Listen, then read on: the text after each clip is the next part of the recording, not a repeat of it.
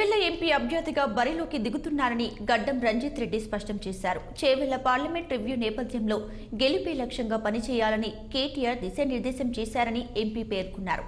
తెలంగాణ అంటేనే బీఆర్ఎస్ అన్న ఆయన రాష్ట్రంలో అనేక సంక్షేమ పథకాలు అమలు చేసిన ఏకైక పార్టీ తమదేనన్నారు.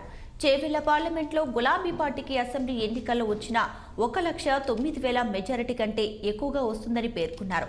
అసెంబ్లీ ఎన్నికల్లో ఓడిపోయిన నియోజకవర్గాలపై ప్రత్యేక దృష్టి పెడతామంటున్న ఎంపీ రంజిత్ రెడ్డితో మా ప్రతినిధి Ramulu face to face.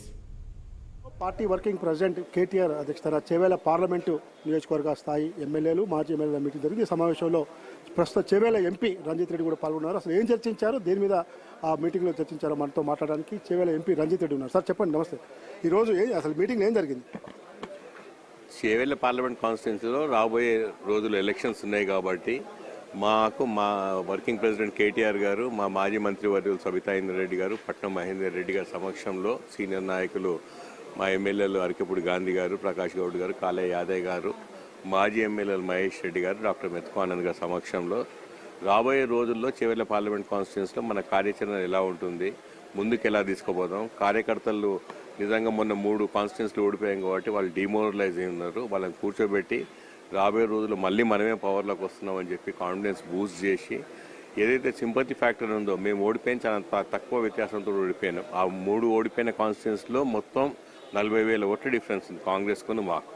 So 40,000 ఓట్ల తేడాలో 3 కాన్స్టిట్యున్సీలు ఓడిపోవడం జరిగింది కాబట్టి అది ఎట్లా కవర్ చేయాలి, ఎట్లా మేకప్ చేయాలి, ప్రతి కాన్స్టిట్యున్సీలో ఓడిపోయిన కాన్స్టిట్యున్సీలో మాత్రం డెఫినెట్గా ఒక్క ఓటర్ని మెజార్టీ తెచ్చుకుందాము, మన ఉనికి చాటుకుందామని చెప్పి డిస్కస్. ఏ విధంగా ఒకవైపు కాంగ్రెస్ ప్రభుత్వం ప్రజావాణి పేరుతో రేపు 20 నుంచి 6 వరకు మొత్తం ప్రజల దగ్గరికి వెళ్ళి అధికారులు, ప్రజాప్రతినిధులు అందరూ కూడా వెళ్తున్నారు. బీఆర్ఎస్ పార్టీ పార్లమెంట్ ఎన్నికలకు అసలు ఏ విధంగా ముందుకు పోవాలని చెప్పి భావిస్తుంది? అదేనండి, వాళ్ళు 28 నుండి అప్లికేషన్లు తీసుకోవడం జరుగుతుంది. 6వ తారీఖు వరకు తీసుకుంటామంటారు. తీసుకోనియండి, అప్లికేషన్లు ఎన్ని తీసుకుంటారో తీసుకోనియండి, ఎంతమందికి ఇంప్లిమెంట్ చేస్తారో చేయండి. ఇప్పుడు వాళ్ళు భాగ్యలక్ష్మి 2,500,000 ఏదైతే ప్రతి మహిళకి ఇస్తా అన్నది ప్రతి మహిళకి ఇస్తా అని చెప్పారు. 1,500,000 మహిళలు ఉన్నారు. 1,500,000 మహిళలకు ఇస్తారా, ఇంటికి ఒకరికి ఇస్తారా అన్నది ఇంకా వాళ్ళు చెప్పట్లేదు. మేము ఒకరికి పెన్షన్ ఇస్తే మాత్రం ఒకరికి పెన్షన్ ఇస్తారా, ముగ్గురికి ఇయ్యరా అన్న కాంగ్రెస్ పార్టీ నాయకులు ఇవాళ ప్రతి ఒక్కరికి ఇస్తారా, ఇంట్లో ముగ్గురుంటే ముగ్గురికి ఇస్తారా, ఒకరికి ఇస్తారా చెప్పమనండి. మహిళలు కూడా అడుగుతారు కదా. బాధలు వేలెత్తి చూపెట్టడం ఈజీ, పని చేయడం ఇంపార్టెంట్. ఇవాళ 10 సంవత్సరాలు తెలంగాణ రాష్ట్రం వచ్చిన తర్వాత బీఆర్ఎస్ పార్టీ చేసిన ఏవైతే అమలు చేసినామో సంక్షేమ పథకాలు, అభివృద్ధి పథకాలు అన్ని అమలు చేసిన తర్వాత మాట్లాడుతుంది బీఆర్ఎస్ పార్టీ. పార్లమెంట్ పరిధిలో మెజారిటీ కాంగ్రెస్ శాసనసభ్యులు గెలిచారు. మీ పార్లమెంట్ ఎన్నికల మీద ఏ ప్రభావం ఉంటుందని చెప్పి అనుకుంటున్నారు? మా parliament constituency majority BRS party ఎమ్మెల్యేలు గెలిచారు కాబట్టి అదే మాకు చాలు. మాకు 1,09,000 లీడ్ ఉంది కాంగ్రెస్ పైన, 3,60,000 లీడు బీజేపీ పైన ఉంది. ఆ లీడ్ ఒకటి మేము మెయింటైన్ చేసుకోగలిగితే సరిపోతుంది.